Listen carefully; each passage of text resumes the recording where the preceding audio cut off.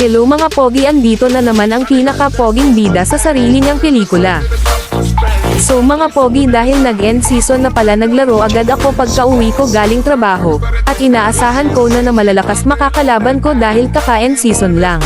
Dito mga pogi, ramdam ko na agad lakas ng kalaban kasi nabigyan agad ang dalawa kong kakampi. Sa mga kakampi ko, wag kayong mag-alala, hanggat kasama nyo ang poging bida, ako ang bahala na babawi sa inyo.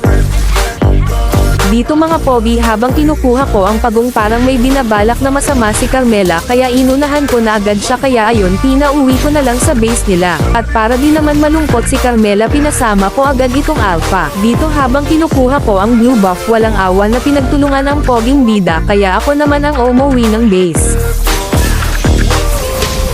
Dahil nahihirapan ang EXP lane namin, kaya tinulungan ko muna para makapush na agad siya sa lane niya. Dito habang nakatingin ako sa kakampi ko, nakaabang na pala si Nolan, pero sa kasamaang palad di siya nagtagumpay sa binabalak niya sa akin kasi ang gwapo ko. Dahil nabigyan ni Mia ang kampi ko, kaya one hit ka sa akin ngayon.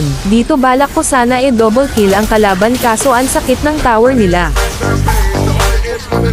Dito dahil nabigyan na naman ulit ang kakampi ko, kaya binigyan ko na agad si Alpha bago pa magka-skill ulit. Habang nag-farm ako dito, pinagplanohan na pala nila ang gwapong bida, kaya nilabanan ko na lang sila at sinama ko na lang si Carmela.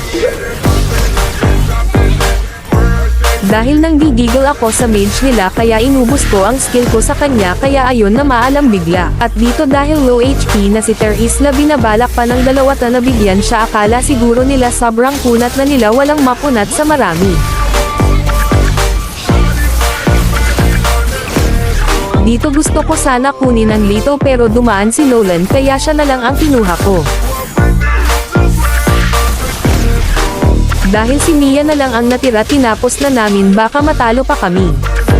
At yun lang muna sa ngayon mga pogi, pahingi na lang ng like at pwede pa follow na din. Maraming salamat, hanggang sa muli mga pogi na kagaya ko.